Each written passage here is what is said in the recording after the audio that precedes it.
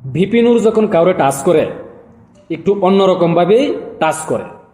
আওয়ামী লীগ সরকারের আমলে যেমন আওয়ামী লীগকে ছাড় দেওয়া কথা বলে নাই, বর্তমান সময়ে কিন্তু বিএনপি সহ অন্যান্য রাজনৈতিক দলেরও ছাড় দেওয়া কথা বলে না দ্য ব্লুটুথ বয় ভিপি নূর।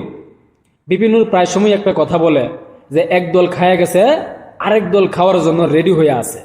ইঙ্গিতটা কিন্তু বিএনপির দিকেই করে। তো বর্তমানে যে ছাত্ররা একটা রাজনৈতিক দল গঠন করছে, জাতীয় নাগরিক পার্টি, এই দলটাকেও কিন্তু ভিপি নূর ছাড় দেয় নাই। এই দলটাকেও ভিপি নূর আওয়ামী লীগের সাথে সমতুল্য করছে।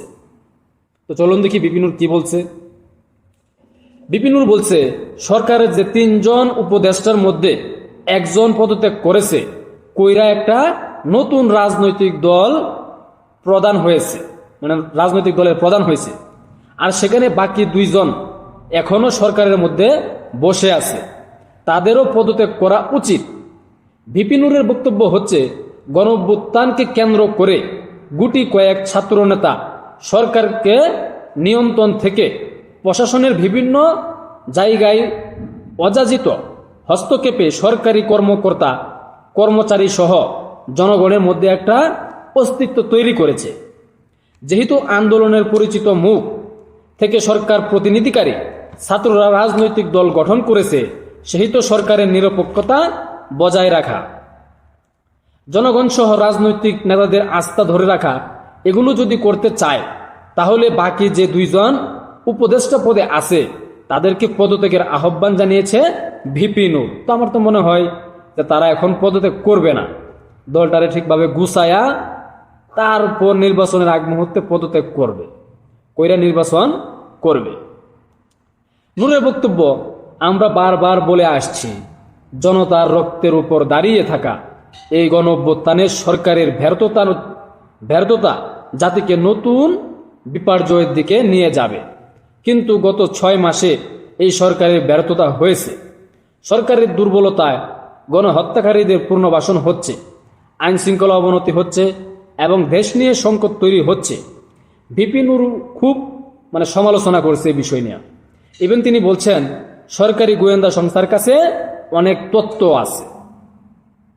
তো ভিপি নূরের বক্তব্য হচ্ছে, শেখ হাসিনা যখন দলে থাকতো, দলে থাইকা নির্বাচন করত, ক্ষমতায় থাইকা দলগত নির্বাচন, তখন কিন্তু ভিপি নূর এই বিষয়টি নিয়ে কথা বলতো যে না, এইভাবে নির্বাচন হইতে পারে না, ক্ষমতা ছাইরা নির্বাচন দেওয়ার জন্য।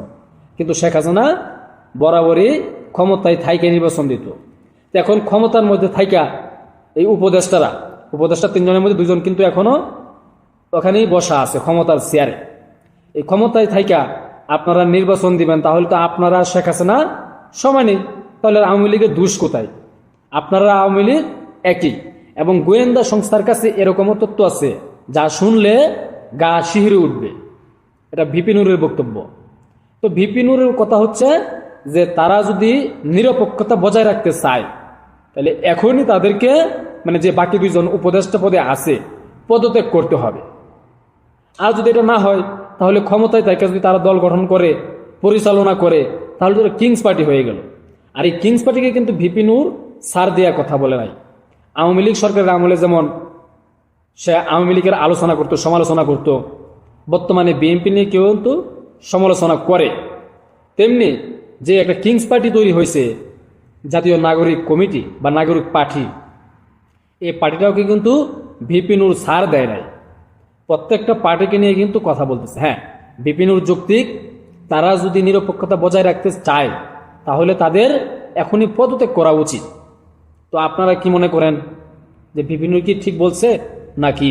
কমেন্টে জানাবেন। তো অপেক্ষায় থাকুন, উপদেষ্টারা কি করে, তারা কি পদত্যাগ করে বা কি করে না। এবং এই বর্তমান অন্তর্বর্তী সরকার ডক্টর ইউনূস কিন্তু বিভিন্ন কারণে বিভাজিত হয়ে গেছে।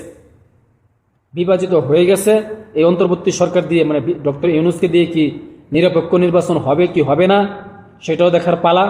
তো যাই হোক, অপেক্ষায় থাকুন। আসসালামু আলাইকুম।